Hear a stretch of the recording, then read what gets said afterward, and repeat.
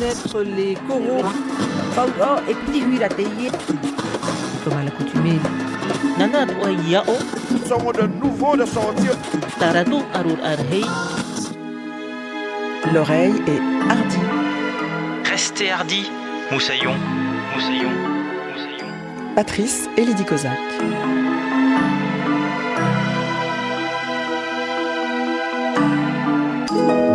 Bienvenue dans l'émission qui est tout ouïe et tout aux cultures des Outre-mer. Il est indéniable que l'histoire a laissé des traces et qu'elle a des conséquences sur ce que nous vivons aujourd'hui, et ce serait faire preuve d'aveuglement que de dire le contraire. Ceux qui veulent faire oublier le crime de l'esclavage, ou même encore la colonisation, qui disent que tout cela est du passé, qu'il ne faut plus battre sa coulpe aujourd'hui, tout cela sont dans l'erreur. Il s'agit moins de culpabiliser, de battre sa coulpe, que de faire état des conséquences d'un tel crime et de reconnaître une responsabilité dans la continuation de ces idées. Si dans le passé on ne s'était pas autorisé à croire, à considérer qu'une partie de la population était inférieure à une autre, nous ne connaîtrions pas le racisme systémique comme nous le connaissons de nos jours en France et ailleurs dans le monde occidental.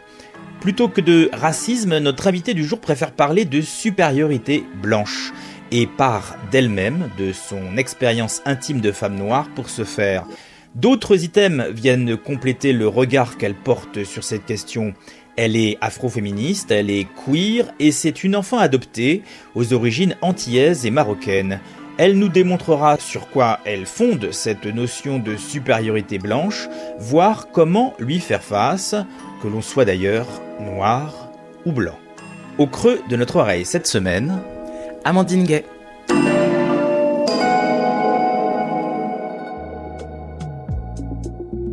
Par le passé, je me suis beaucoup répété la phrase d'Audre Lorde « Votre silence ne vous protégera pas ».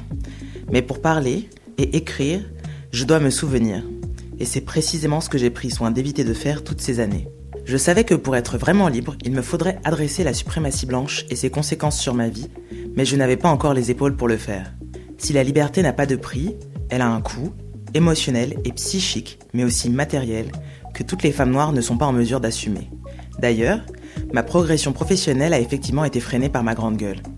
J'ai souvent pris des positions publiques pour le moins non consensuelles et qui ne m'ont pas toujours profité. Mais c'était une nécessité psychique dont j'étais prête à assumer les conséquences. Tout sauf le silence, on a dit. extrait de Vivre libre d'Amandine Gay.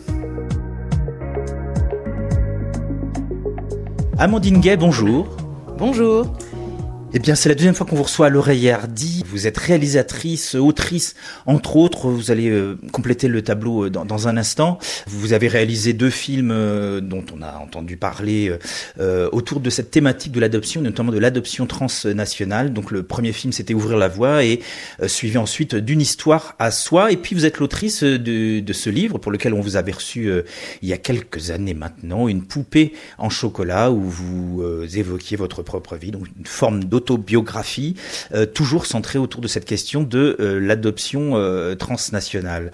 Dans ce livre, vous évoquiez vos traumas, vos failles, vos doutes, mais aussi, quand même, il y en a, les joies que vous avez connues, petite fille de parents biologiques d'origine martiniquaise et marocaine, mais adoptée donc par des parents blancs. Et cette fois-ci, vous nous revenez avec ce nouveau texte paru aux éditions de La Découverte, Vivre libre, et ce sous-titre visible en 4e de couverture, exister au cœur de la suprématie blanche. Avant d'en parler abondamment, je vais vous demander de vous livrer à l'exercice de l'autoportrait, donc quelques années plus tard, allez, on va dire 4 ans et demi plus tard, après notre première rencontre, qui est aujourd'hui Amandine Gay, par Amandine Gay. Comment souhaitez-vous ou souhaiteriez-vous vous présenter au monde ? Alors je dirais déjà que je suis quadragénaire et je suis très contente, j'en parle dans le livre, mais pour moi avoir passé la barre des 40 ans, c'est vraiment une chose assez inattendue, je dois dire, puisque ma vie n'a pas toujours été très simple et je m'étais jamais projetée aussi loin. Donc là j'ai 41 même, et c'est vraiment très chouette, je trouve, de comme entamer une nouvelle vie à cet âge-là, puisque je m'étais pas projetée beaucoup au-delà de cet âge. Et sinon je suis toujours réalisatrice. Là j'ai aussi récemment terminé ma première série série documentaire qui est visible sur la plateforme de France Télévisions. Ça s'appelle Ballroom, Danser pour exister, où j'ai encore exploré la question du faire famille, mais sous un autre angle. Et donc là, la scène ballroom, où des jeunes personnes queer et racisées forment des équipes qui sont aussi des familles, et puis s'affrontent dans une compétition qui mêle de la danse, de la mode et plein d'autres choses. Et puis toujours autrice, donc avec ce deuxième essai autobiographique, parce que je trouve que c'est toujours plus facile d'aborder des questions politiques qui peuvent être sensibles ou polarisantes au travers du récit de vie pour les rendre plus concrètes. Est-ce que vous diriez, pour compléter toujours le portrait, que vous réservez beaucoup l'intime à l'écrit ? C'est-à-dire que du coup, on a l'impression qu'entre une poupée au chocolat et vivre libre, ça y est, il y a quelque chose, effectivement, vous rentrez, et on rentre d'ailleurs dans votre intimité, vous nous faites rentrer dans votre intimité d'ailleurs. C'est pas nous qui le faisons, c'est vous qui nous le permettez. Et pour le coup, ça vient compléter effectivement le tableau de ce que vous aimez, de ce que vous découvrez aussi. Par exemple, vous parlez de votre sexualité, vous mettez d'autres souvenirs d'enfance qu'on n'a pas lus dans une poupée en chocolat. Et vous l'avez dit vous-même, c'est à la fois un récit autobiographique et c'est un essai et c'est une analyse aussi, un livre d'analyse. Il y a un mélange des genres qui vous ressemble, voilà. C'est plus facile par écrit ? Alors, c'est surtout que par écrit, je ne parle que en mon nom.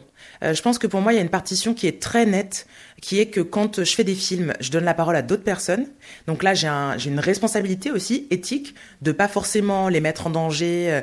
Moi, quand j'écris, je sais exactement ce que je suis prête à livrer dans l'espace public. On a une place très particulière en tant que documentariste parce que le récit fonctionne à l'écran par rapport justement à la capacité que les personnes qu'on rencontre ont à se confier à nous. Mais nous, on a aussi la responsabilité de ne pas trop les exposer.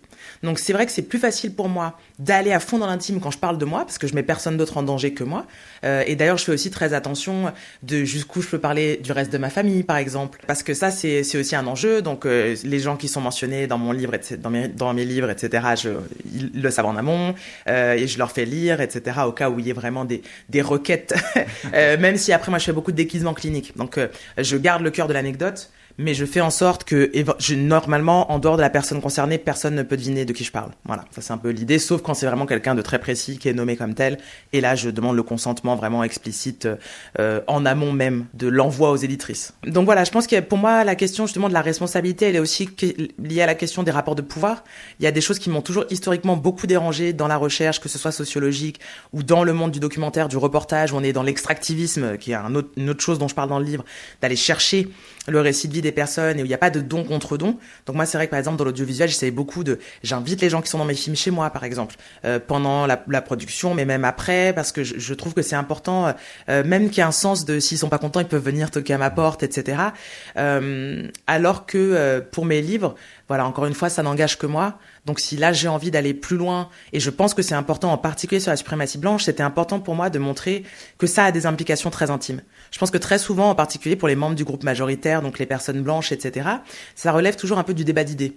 Si on est raciste, on n'est pas raciste, on se victimise pas, est-ce qu'il y aura de la repentance, pas de la repentance. Pour moi, ce qui est intéressant, c'est de dire en fait, les femmes noires de ma génération ont peur d'aller à l'hôpital à cause de ce qui est arrivé à Naomi Muzinga. C'est très concret. On a peur de se faire soigner, donc on va être même certaine à ne pas aller se faire soigner pour ne pas vivre de violence médicale. Donc moi, quand je vais dans l'intime, c'est aussi vraiment là-dedans, c'est pour essayer d'incarner, encore une fois, le récit et de montrer que tout ce qui a trait à l'oppression raciale, c'est pas technique ou théorique. Pour nous, pour les personnes noires, pour les personnes racisées en général, c'est d'abord intime. Pour être clair, donc je dis ce sous-titre de livre, donc Vivre libre, c'est exister au cœur de la suprématie blanche.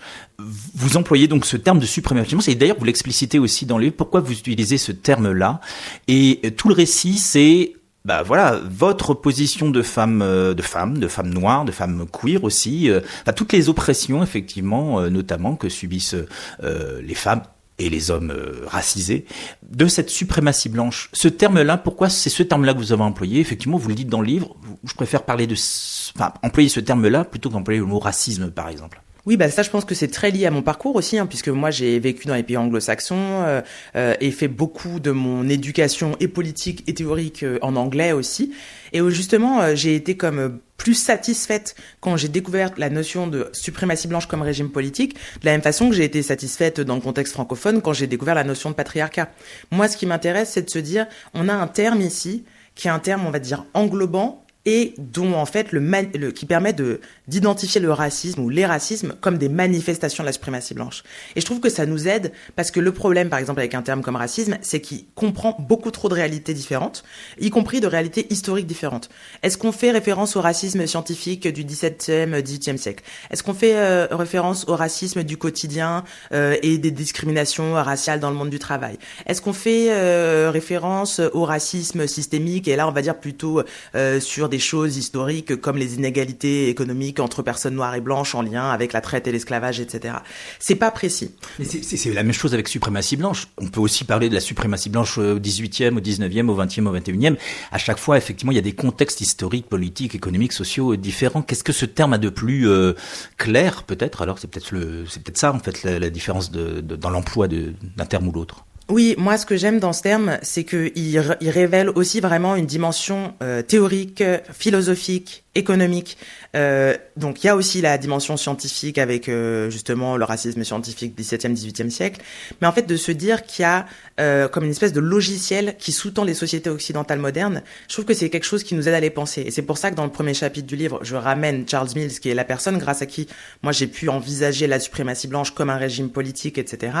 Parce que c'est vraiment cette idée de se dire qu'est-ce qui est au centre de la philosophie occidentale, de la philosophie du contrat social, dont Charles Mills dit qu'il est en réalité un contrat racial. C'est justement cette suprématie blanche qui a été présente tout au long du développement théorique, philosophique, à l'époque des Lumières, etc., sur qu'est-ce qui permet aux êtres humains de s'associer. Et ce qui leur permet de s'associer, normalement, et donc de devenir des individus qui sortent de l'état de nature, etc., c'est le présupposé qu'ils sont des êtres humains.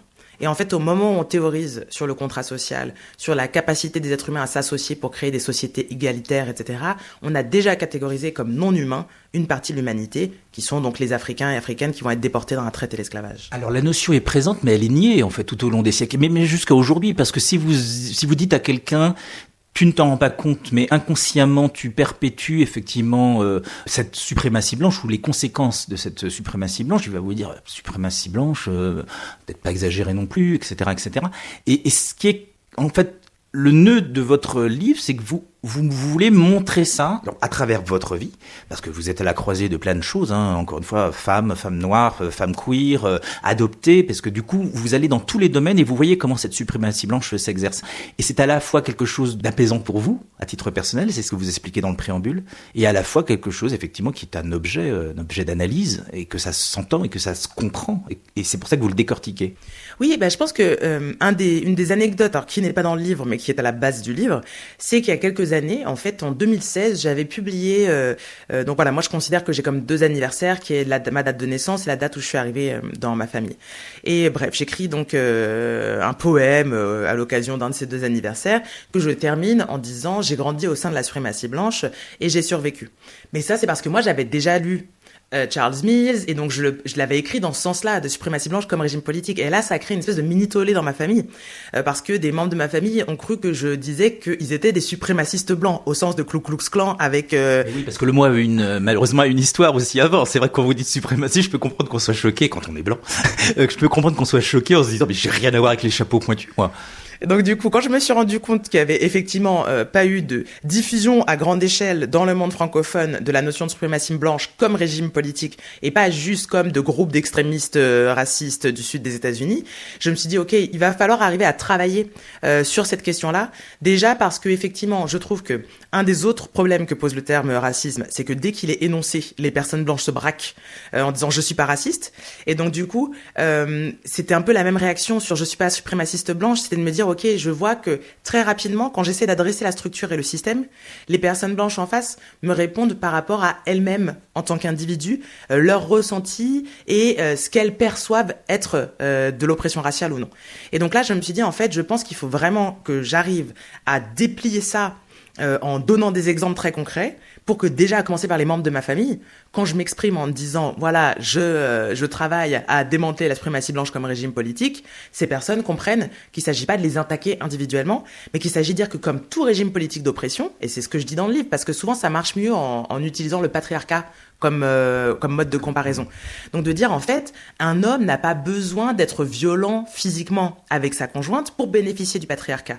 Et ça, c'est quelque chose qui est plus admis. De se dire, il y a des inégalités salariales qui sont fondées sur le genre. Il y a un certain nombre par exemple, de recherches dans la médecine qui ne sont pas faites pour les femmes et qui sont faites pour les hommes, etc. Ça, c'est quand même plus admis dans le grand public. Et de dire, en fait, voilà, un homme peut être très gentil, et il va quand même bénéficier du patriarcat. C'est la même chose pour les personnes blanches. Elles peuvent être bien intentionnées, elles peuvent ne pas discriminer activement au quotidien, ça ne veut pas dire qu'elles ne vont pas bénéficier de la suprématie blanche comme régime politique. Et donc moi, c'est ça ma ligne, c'est d'arriver à montrer qu'il y a un système, et un système, si on veut participer, un système d'oppression, si on veut participer à son démantèlement, on doit activement lutter contre. Et c'est ça un peu la fin de mon raisonnement, c'est qu'en fait, il ne suffit pas de ne pas être raciste, il faut être activement antiraciste. Moi, je vais revenir au préambule, parce qu'effectivement, dans le préambule, vous revenez vraiment à votre genèse même, et vous relisez certains souvenirs, peut-être, j'ai l'impression que c'est comme une relecture à travers ce prisme-là, et ça donne,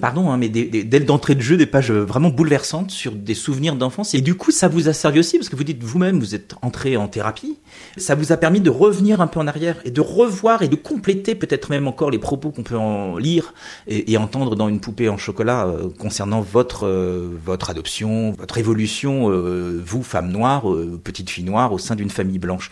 Et ça, c'est ça aussi qui a donné le point de départ de ce livre. Alors, je pense que ce que la thérapie m'a amené, c'est déjà la capacité de revisiter ces événements. Moi, je suis vraiment quelqu'un qui a grandi et qui a fonctionné très longtemps dans ce que j'appelle le refoulement massif. C'est-à-dire que pour pouvoir avancer, j'efface de façon quasi concomitante toute agression raciste que je peux vivre, etc. Parce qu'en fait, prendre de face la violence de ce que j'ai pu vivre à plein d'étapes de ma vie, je pense que pendant très longtemps, c'était trop difficile. Et c'était vraiment centré autour des questions raciales. Et ça, je m'en suis rendu compte, en fait, en me mettant en couple, parce que à plusieurs reprises, on était tous les deux témoins d'un moment de propos racistes. Je prenais un dîner, quelqu'un dit quelque chose d'islamophobe, etc. Et 2 heures après, quand on prend le métro pour rentrer à la maison, mon conjoint me dit « Non mais c'est quand même abusé ce que machin ou machine a dit ». Et je l'ai vraiment oublié. C'est-à-dire que quand il me le raconte, je m'en souviens. Mais en fait, moi, je n'en aurais pas reparlé dans le métro parce que j'ai déjà oublié. Et donc en fait, là, ça m'est arrivé quand même un certain nombre de fois de me rendre compte de la vitesse à laquelle j'oubliais ce genre d'altercation ou de moments en fait d'agression du quotidien autour des questions raciales. Et en fait, ça m'a vraiment interrogée. Et en fait, en travaillant en psychanalyse, là, je me suis rendu compte que ce quelque chose, c'était le sentiment d'être déshumanisé, et que ce sentiment-là, ça venait de moments très précis de mon enfance, comme une des anecdotes qu'il y a dans le préambule, où je suis donc poursuivie par des enfants blancs qui me harcèlent en m'insultant parce que je suis noire, etc. Et où là, en fait, j'ai un souvenir très clair d'avoir voulu mourir, de m'être réfugiée dans des toilettes, pensant que j'étais à l'abri, et puis ils ont continué à me harceler, m'attaquer là, etc. Et en fait, c'est un sentiment très, très particulier à décrire, parce que c'est vraiment que le fait de ressentir une haine si puissante des autres, et en plus d'enfants, donc de personnes qui sont censées être comme moi, etc., que le moment de la réception de la haine devient un moment où moi je veux mourir. Et alors ça, maintenant je le dis comme ça, c'est très mais ça m'a pris des années, ça c'est vraiment des années d'analyse, et pour comprendre que quand ça se rejoue à l'âge adulte, etc., effectivement, ou à l'adolescence. À l'adolescence, je dirais que ça me génère plus de colère, et ça va même générer des réactions violentes de ma part. Et puis, en vieillissant, ça génère plutôt le côté effondrement psychique, qui fait que par moment, je vais vivre une altercation, une agression raciste, mais qui est tellement violente pour moi, qu'en fait, je vais l'effacer, mais je l'ai pas vraiment effacé, et donc après, je m'effondre.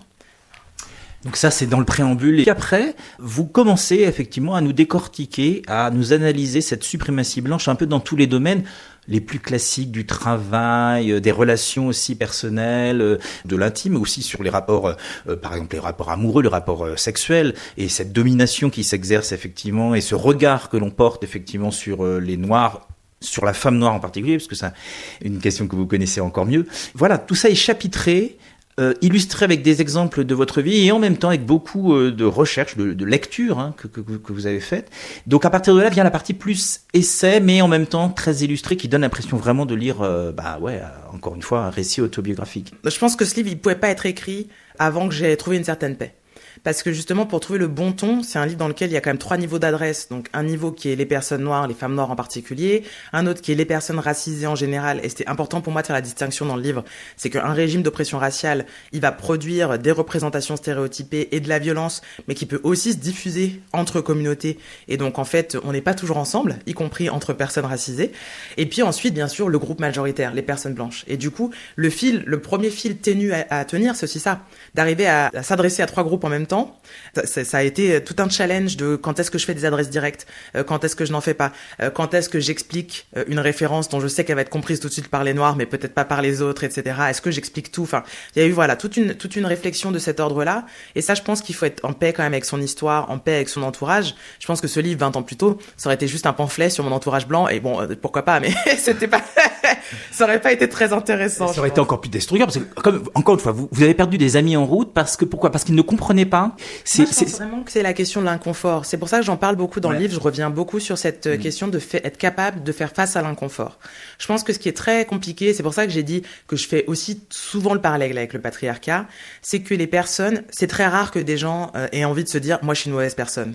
Le gros de la population a envie de se penser dans le bien, envie de se penser, en tout cas pas comme étant un vilain de DC Marvel. Vous voyez, je pense qu'il y en a 2-3 à qui ça plaît. Vous voyez, je pense que Trump, il aime être un vilain. Donc, mais à part 2-3 profils comme ça, le gros de la population n'a pas envie d'être du côté de l'oppresseur, d'être du mauvais côté de l'histoire, etc. Ni de se remettre en question, du coup. Exactement. Et comme lorsqu'on appartient au groupe majoritaire, en fait, on vit beaucoup dans le confort puisqu'on vit dans une société qui a été faite pour nous. Donc pour ces personnes-là, l'inconfort, c'est très difficile. Alors que nous, en fait, on baigne dans l'inconfort. Je veux dire, notre vie, c'est d'être avec des gens qu'on apprécie, mais qui font des blagues racistes, alors on est un peu gêné, mais quand même, on se rend compte qu'ils ont bon fond, donc peut-être on peut faire quelque chose. C'est d'arriver quelque part et toutes les têtes se tournent et nous regardent. C'est d'aller chez le médecin et qui nous sortent des propos complètement hors de propos juste parce qu'on est noir, etc. Notre vie, c'est l'inconfort. Les personnes queer vivent dans l'inconfort, les personnes noires vivent dans l'inconfort, les femmes ont peur de rentrer chez elles le soir, mais le font quand même, etc. Donc, plus on vit dans l'inconfort, et plus on est en capacité de faire des efforts, de se mettre à la place de l'autre, etc. Ça veut pas dire que les personnes noires n'ont pas de préjugés, qu'il n'y a pas de discrimination, etc. Mais il y a une plus grande capacité à se faire ce travail. Et donc, c'est pour ça aussi que dans le livre, je fais beaucoup appel à la psychologie sociale, à plein de disciplines qui sont pas juste de la sociologie, etc. Parce qu'il y a une dimension psychique aussi. Il y a des vrais effets psychiques et émotionnels dans la domination. Est-ce que c'est volontaire ou involontaire, cette ignorance des personnes blanches? Disons, je pense que quand même, moi, je m'adresse de façon générale aux personnes de bonne volonté. C'est-à-dire que les personnes qui sont convaincues qu'il existe une hiérarchie entre les races, il y a peu de chances que Vivre Libre leur parle ou que ce soit quelque chose qui arrive à les toucher.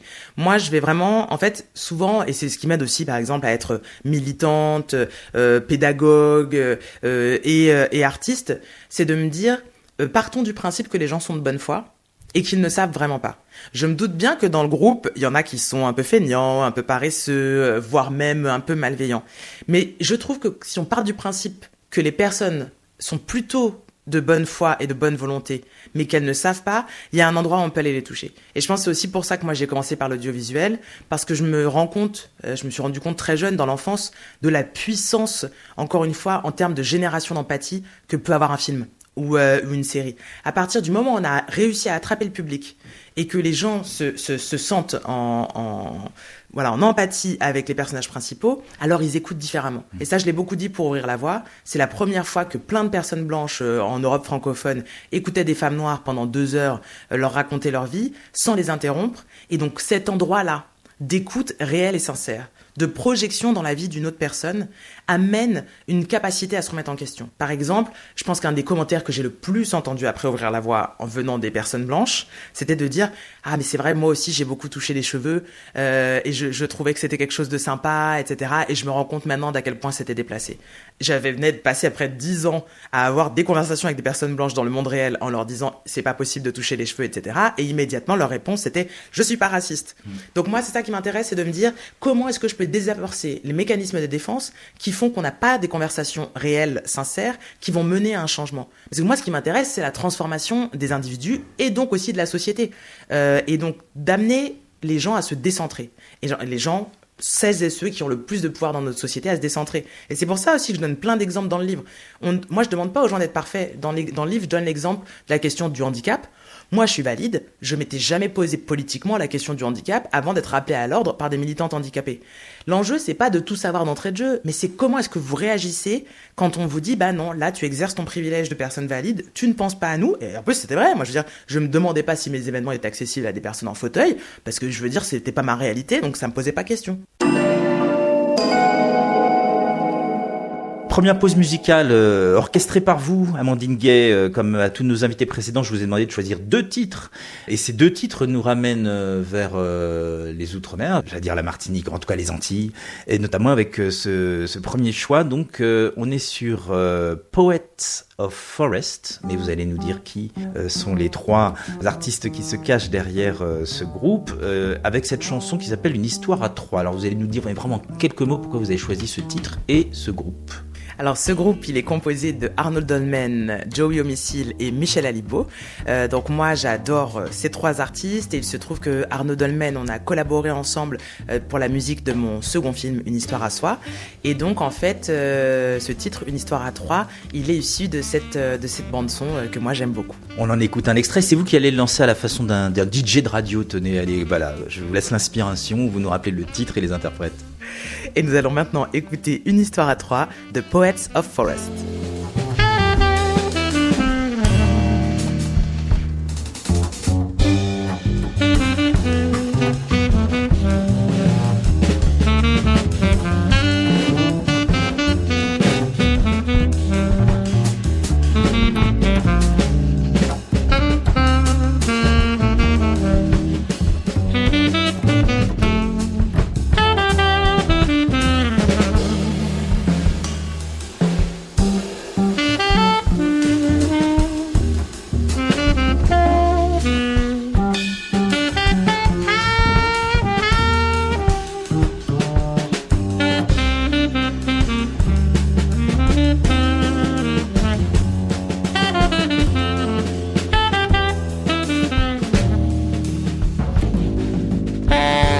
L'oreille a vu, lu, entendu. Elle nous fait découvrir et donner l'envie de lire un livre, évidemment issu de nos littératures des Outre-mer. Agnès Cornélie, bonjour, vous êtes notre libraire des Outre-mer. Quelle page allons-nous tourner grâce à vous cette fois-ci ? Bonjour Patrice, j'espère que vous allez bien. Alors aujourd'hui, j'aimerais vous parler du livre de Souria Adel et Emma Sudour qui s'intitule Marie Prince, autobiographie d'une esclave antillaise. Alors je ne sais pas si vous aviez eu l'occasion de voir cette pièce de théâtre parce qu'il y avait une pièce de théâtre qui avait été montée par Exactement, Souria Adel étant effectivement l'interprète et l'autrice de ce spectacle. Elle tourne depuis un petit moment maintenant à la découverte de ce personnage très très très méconnu, notamment ici dans l'Hexagone. Tout à fait. Donc de Marie Prince qui était une esclave et qui a écrit son autobiographie, donc une esclave donc des îles anglaises, et donc qui avait écrit sa biographie et qui avait à l'époque horrifié des personnes qui vivaient en Angleterre et qui avait accéléré, si on veut, le processus d'abolition de l'esclavage, du moins pour les îles anglaises. Souria Adel a découvert le texte de Marie Prince, elle l'a traduit avec Emma Sudour et elle l'a monté en scène et donc là, elle vient de ressortir le texte aux éditions Cartala avec une préface, avec des augmentations pour mieux comprendre encore le personnage. Qu'est-ce qu'on apprend peut-être de plus par rapport à la pièce de Souria Adel? Vous avez parlé d'une préface et d'une édition augmentée. En fait, est-ce qu'il y a d'autres anecdotes qu'elle ne raconte pas dans la pièce? Alors oui, dans cette édition-là, il y a une préface de Fabienne Canor qui donne son analyse de la pièce, qui dit ce que elle, ça lui a apporté. Et il y a à la fin des ajouts aussi historiques pour comprendre la période de l'esclavage. Mais écoutez, vous allez nous rappeler les références de ce livre, chère Agnès. Donc, il s'agit de Marie Prince, récit autobiographique d'une esclave antillaise de Souria Adel et Emma Sudour, donc qui est sorti chez Cartala. Eh bien, merci beaucoup. On se retrouve très vite pour la découverte d'un autre livre, chère Agnès. Avec plaisir. Bonne journée, Patrice. L'oreille est hardie. Patrice et Lydie Kozak. De retour auprès d'Amandine Gay pour continuer à parler de son livre paru aux éditions de la Découverte, Vivre libre. Et alors, je mets volontairement un petit temps d'arrêt entre les deux parce qu'effectivement, il y a une virgule, vous auriez pu appeler ça vivre libre, mais j'ai l'impression que cette virgule est très importante. Pourquoi vivre, virgule, libre ? Eh ben, je dirais que oui, vivre, c'est la condition sine qua non pour pouvoir être libre. Et ça, je m'en suis rendu compte justement aussi en thérapie. C'est-à-dire que beaucoup de personnes racisées et de minorités en général passent leur vie à survivre. Et la survie n'est pas la vie. Et quand on est dans la survie, c'est impossible d'être libre. Parce qu'on est dans la peur, on est dans l'alerte constante, on est du coup dans l'impossibilité aussi de se projeter. J'ai commencé cette interview en disant que c'était une grande surprise pour moi de dépasser les 40 ans. Et donc, on est dans en fait plein de modes de fonctionnement qui sont défensifs et qui empêchent d'apprécier la vie et de trouver, par exemple, dans mon cas, je me suis beaucoup posé et je me pose encore la question et je travaille beaucoup à arriver à ça, qui est d'arriver au geste libéré. Moi, ma carrière d'artiste, je l'ai parce que je parle souvent de ça, j'appelle ça mon mode locomotive. Hein, moi, j'ai un mode locomotive, je vais quelque part, je mets beaucoup d'énergie, etc. Mais quand on crée, c'est agréable aussi de pouvoir juste se dire de quoi j'ai envie, qu'est-ce que je désire, où est-ce que j'ai envie d'aller, etc. Je pense que dans le lâcher-prise, il y a aussi beaucoup de choses qui peuvent émerger. Donc pour moi, cette notion vraiment vivre, qu'on a le droit de vivre, juste vivre en tant que personne noire, c'est vraiment quelque chose que j'aurais aimé qu'on me dise, que j'aurais aimé comprendre même, que j'aurais aimé pouvoir appréhender avant d'avoir 35 ans passés, parce que dans mon cas, c'est ça qui s'est passé, c'était pas une chose de visible. Et puis libre, aussi parce que c'est peut-être un des endroits où on est le plus contrarié, en tant que, encore une fois, personne noire, artiste noire. Moi, c'est vrai que j'ai beaucoup entendu les personnes qui sont les membres, des groupes conservateurs, opposés à la justice sociale, raciale, etc., présenter l'activisme, par exemple, des afroféminismes comme les limites posées à leur liberté. Hein, nous, on serait là contre la liberté académique, contre la licence artistique, etc. Mais en fait, ce que ces personnes-là présentent comme de la liberté, c'est d'abord la liberté de nous opprimer. C'est-à-dire qu'en fait, si vous n'êtes drôle en tant qu'humoriste qu'en humiliant d'autres communautés, peut-être que vous n'êtes finalement pas si drôle. Votre licence artistique, c'est d'abord une licence d'humilier et d'attaquer et de moquer des plus faibles que vous. Et pour moi, par contre, en tant qu'artiste, en tant qu'intellectuel, combien de fois est-ce qu'on m'a dit « Ah, tu peux pas travailler sur ces questions-là parce que tu vas pas être objective. Ah, mais c'est communautariste. » Ah, on se demande jamais, et c'était déjà d'en ouvrir la voie, on se dit pas « Un film avec que des blancs, c'est communautariste. » Mais pourquoi est-ce que les films avec que des noirs, encore aujourd'hui, il faut argumenter de pourquoi ce serait légitime de montrer nos vies à nous, y compris dans leur banalité, voilà. Et donc, pour moi, c'est vraiment ça, c'est de me dire « Mais en fait, moi, je l'ai pas vu comme ça pendant longtemps, mais j'étais en quête de liberté. » En quête de, si j'ai envie d'écrire une comédie romantique entre deux profs noirs dans un lycée professionnel, je ne devrais pas avoir à argumenter jusqu'à la fin des temps de pourquoi c'est légitime. Je suis bridée dans ma licence artistique, en fait. Je suis bridée dans ma liberté académique parce que je veux travailler sur l'adoption en tant que personne adoptée, etc. Donc, effectivement, pour moi, c'est de me dire, mon travail, c'est une quête de liberté. Et ma vie, c'est une quête de liberté. Et sans spoiler, à la fin, vous évoquez Delgrès, parce que c'est aussi une part de cette citation qu'on lui prête, qui est effectivement vivre libre ou mourir. Et du coup, ça nous amène justement aux références que vous avez tout au long du film. Vous avez cité Charles Mills, vous citez aussi Toni Morrison, vous citez aussi Bell Hooks. Ça, c'est pour le côté des femmes noires qui sont militantes, notamment dans cette question qu'on baptise aujourd'hui donc d'afroféminisme. Et puis, vous faites aussi, bien sûr, référence à cette part antillaise qui est la vôtre, avec en citant, ou en tout cas en parlant un peu plus abondamment de Fanon, en citant une fois ou deux Césaire. Ces références, c'est une manière de vous reconnecter avec votre Martinique aussi, que de ne pas oublier ces penseurs et ces penseuses-là. Oui, c'est sûr que je termine le livre sur la question des Jacobins noirs. Bon, déjà parce qu'effectivement, vivre libre ou mourir, en fait, c'est une devise révolutionnaire qui précède Delgrès. Il se trouve qu'on lui prête ce cri, au moment de l'insurrection en 1802. Mais oui, pour moi, en fait. Alors ça aussi, c'est une ligne qui est ténue. Moi, je suis absolument pas nationaliste, parce qu'à la fin, je suis quand même une vieille coco marxiste, tout ça. Donc, vieille, vous n'avez que 40 ans. Donc voilà, le nationalisme, c'est la guerre, tout ça, on est d'accord. Mais je pense que on est quelque part, on grandit avec une histoire, et c'est vrai que pour moi, on va dire, mon histoire de France, elle est pas blanche. La façon dont j'ai pu m'inscrire dans l'histoire de ce pays, c'est justement parce qu'il y a les Jacobins noirs. C'est justement parce qu'il y a Césaire, parce qu'il y a Fanon, parce qu'il y a Suzanne Roussy-Césaire, parce qu'il y a toutes ces figures qui sont des figures... Sœur Nardal aussi, que vous citez. Sœur Nardal. On a toutes ces figures historiques qui ont fait que, moi j'en parle aussi beaucoup, j'ai grandi en région lyonnaise, à proximité du Tata de Chasselet.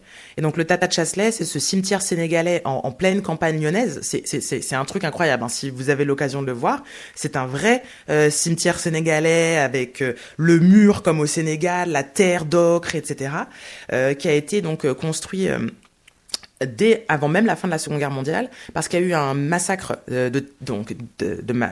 militaires appelés tirailleurs sénégalais, mais qui étaient bien entendu des hommes de toutes les colonies africaines, qui ont été donc massacrés par les Waffen-SS en région lyonnaise au cours au moment où l'Allemagne franchit la ligne, où avant encore c'était pas encore la guerre dans le reste de la France, et donc ils massacrent ces tirailleurs sénégalais à qui ils ne donnent même pas de sépulture, et tous les villageois de Chasselet, dès que les Allemands sont partis, arrivent à récolter toutes les affaires des personnes qui ont été assassinées, leur offrent une sépulture, etc.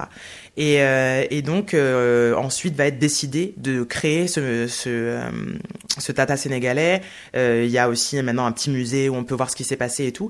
Et c'est vrai que pour moi, peut-être parce que j'ai grandi aussi à la campagne lyonnaise très blanche, moi j'ai cherché toute mon enfance. Bon, moi j'ai toujours adoré l'histoire, il se trouve comme matière. Alors aussi ma mère est instite, donc j'ai eu une très belle collection vers mes 6 ans de livres sur l'histoire de France, etc. Et moi c'est sûr que dès qu'il y avait des noirs dans l'histoire de France, j'étais à fond. Et donc je pense que c'est quelque chose qui est quand même toujours resté un peu dans ma pratique, je lis et dès que je cherche et que je trouve une personne qui a contribué à l'histoire de France, etc. Et c'est sûr que du coup il y en a plus dans la Caraïbe. Oui. Voilà. Que ce soit la Mulâtresse Solitude, que ce soit moi j'ai su tard, hein. J'ai su par des tests ADN que mon père de naissance était martiniquais et je l'ai su en 2018. Donc c'est récent. Je savais juste que j'étais moitié marocaine, moitié française. Je me doutais bien que c'était les Antilles, mais je savais pas où c'était. Donc disons qu'avant d'avoir une idée claire de où c'était, j'avais déjà quand même cette passion d'aller chercher les moments où en fait on était là, on a toujours été là, et moi c'est ça qui m'anime et qui m'inspire aussi. À la fin, vous évoquez 12 points qui sont les 12 points, c'est presque une adresse là pour les personnes blanches en disant si vous ne savez pas que vous êtes vous-même en train d'exercer cette suprématie blanche de façon inconsciente, regardez là, je vous mets en place 12 points. Il y a quelque chose donc de très pédagogique, et ça on le retrouve à la fin avec ces points-là. Alors sans parler des 12, voilà les 2 principaux que vous émettriez là pour que les personnes blanches qui peuvent écouter ce podcast, et j'espère qu'elles l'écoutent, puissent entendre le type de points comme ça que vous mettez en avant sur cette question-là. Vraiment, je l'ai déjà mentionné, je pense vraiment que cette question du rapport à l'inconfort, elle est centrale. Le rapport à l'inconfort, savoir se décentrer, savoir en fait identifier justement les moments où on se sent piqué, un peu comme moi avec le handicap, et de se dire si je suis vexé, peut-être que c'est moi qui dois changer. Un autre point que moi j'aime beaucoup, c'est celui de rechercher la coalition. C'est vrai que moi, venant de milieu aussi à la base plutôt militant, etc., je ne peux plus entendre le terme convergence des luttes, je ne supporte plus cette expression, puisqu'en fait la convergence, ça suppose qu'il y a un centre. Et en fait, donc ça aussi, c'est toute une façon de voir le monde aussi. Il y a une lutte qui est principale, et donc les autres luttes devraient se fondre dedans. Non, là on est déjà en train d'adhérer à une vision hiérarchique, suprémaciste. Il se trouve que là, c'est sûr quels sont les enjeux de société, mais c'est du coup très facile de le dupliquer sur plein d'autres rapports de pouvoir. Donc se dire en fait comment est-ce qu'on peut collaborer, comment est-ce qu'on peut aussi faire face à des conflits objectifs. Et ça j'en parle dans le livre. Non, toutes les femmes, la classe des femmes n'est pas homogène et nous ne sommes pas toujours des alliés. Et en fait c'est ok. Je pense que c'est cette capacité aussi à faire face à la diversité tout simplement, à l'hétérogénéité en fait des groupes. Oui, quand il s'agit de justice reproductive, d'accès à la contraception, à l'avortement, etc. Là, les femmes, on est plutôt des alliés. Mais en fait, il y a des femmes blanches bourgeoises qui emploient des femmes racisées qui ne sont pas françaises pour faire leur ménage. Et là, en fait, il y a zéro alliance. Il y a de la pure exploitation qui est économique, qui est liée à de la citoyenneté, etc. Donc, on n'est pas toujours ensemble. Et donc ça, pour moi, c'est important de se dire, au lieu de penser en termes de convergence des luttes, au lieu de penser en termes d'homogénéité, de nous, toutes les femmes, on est toutes pareilles, pensons plutôt en termes de coalition, de se dire parfois on va lutter ensemble, parfois on a des objectifs communs, parfois on a des dissensions, et en fait on peut même vivre ensemble, encore une fois, dans l'inconfort et le conflit. Le conflit, c'est pas une mauvaise chose. Le conflit, ça demande justement de parfois rechercher un consensus, et des fois le consensus, on est tous un peu contrariés, mais c'est comme ça qu'on vit ensemble. Et ça, je pense que je l'ai pas mis comme point, mais ce sera mon dernier point. C'est que... Un point inédit, merci. Point inédit. C'est que très souvent en France aussi, les personnes qui tiennent des discours sur le vivre ensemble ne le pratiquent pas. Demander aux autres de travailler à vivre ensemble, quand on vit dans une ville où il n'y a pas de logements sociaux, où on n'est que entre personnes blanches, où on fréquente des clubs qui ne sont pas ouverts aux femmes, etc., en fait, c'est un peu se moquer du monde. Le vivre ensemble, c'est quelque chose de très concret qui requiert de parfois, effectivement, se faire un peu violence, être un peu dans l'inconfort, laisser la place, etc. Deuxième pause avant que nous nous séparions. On s'est dit beaucoup de choses et puis on voudrait rester des heures vraiment à discuter. Mais c'est le moment de votre deuxième choix musical et là vous avez choisi Mélissa Lavo avec ce titre Yemaya. Pourquoi vous adorez, pourquoi vous aimez ou pourquoi vous voulez le faire découvrir? Mélissa Lavo, c'est donc une autrice-compositrice d'origine haïtienne. Et moi, ce que je trouve génial dans sa musique, c'est justement qu'il y a aussi beaucoup d'hybridité. Elle a énormément de références. C'est une conteuse. Enfin, je trouve que vraiment, on sent toute l'influence haïtienne, même si elle a un style musical qu'on pourrait aussi presque qualifier de folk ou de quelque chose qui est dans cette veine-là musicalement. Donc voilà, moi j'adore cette artiste, c'est aussi une de mes amies dans la vie.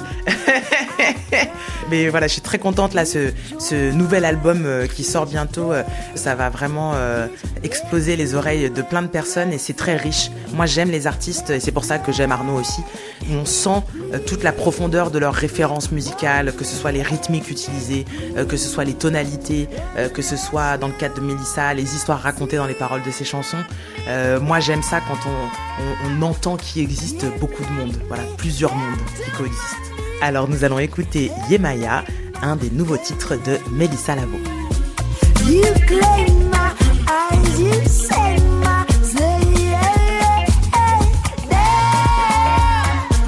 you knock me down to my knees. You claim my eyes, you say my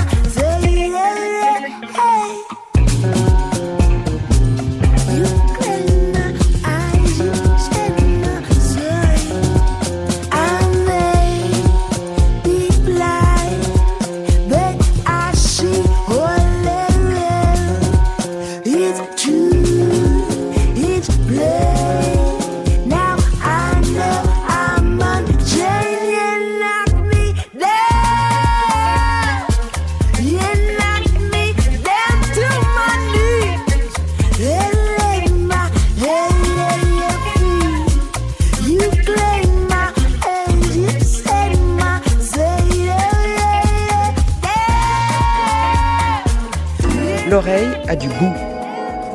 Elle distille le goût de l'enfance chaque semaine dans notre oreille. Cette fois-ci, Anne Bonneau est partie à la rencontre d'Ader, originaire de Mayotte, qui regrette amèrement l'entraide qui régnait autrefois dans le petit archipel mahorais.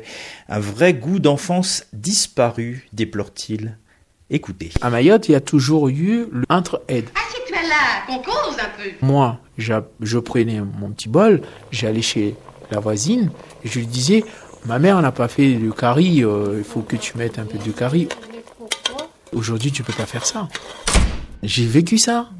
Ma mère a fait que le riz, il n'y a pas à manger, je prenais un bol et j'allais à côté. Merci ma chère sœur. On me donnait.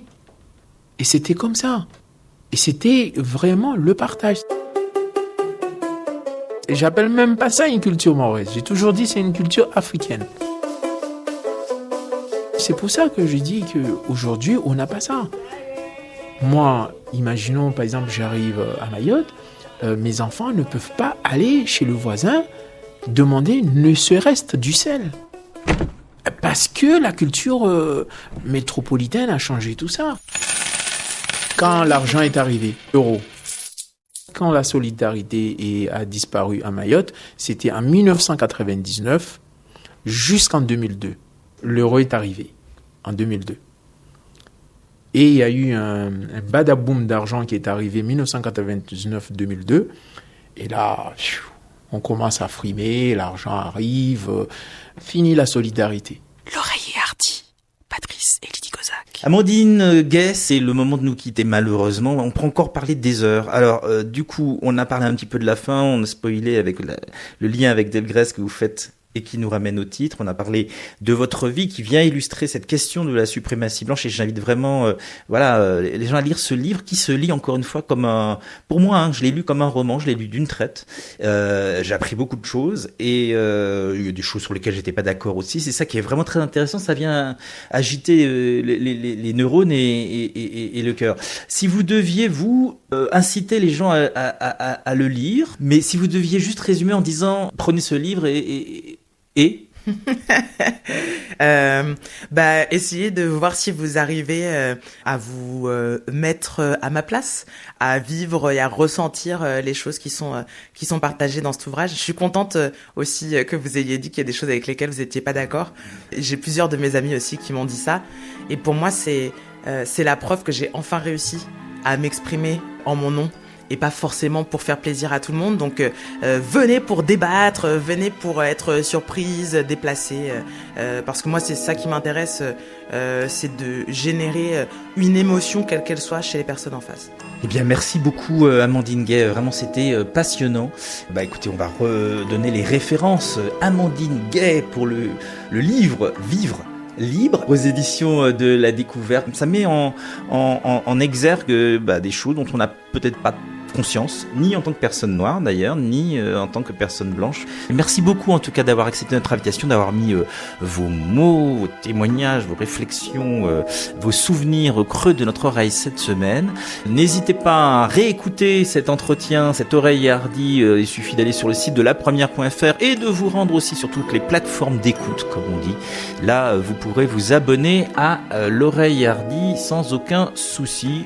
Restez hardi moussaillon. N'oubliez pas de mettre beaucoup de culture, et notamment de culture des Outre-mer, entre vos oreilles. Ça vous fera du bien, j'en suis sûr. À la semaine prochaine pour une nouvelle rencontre.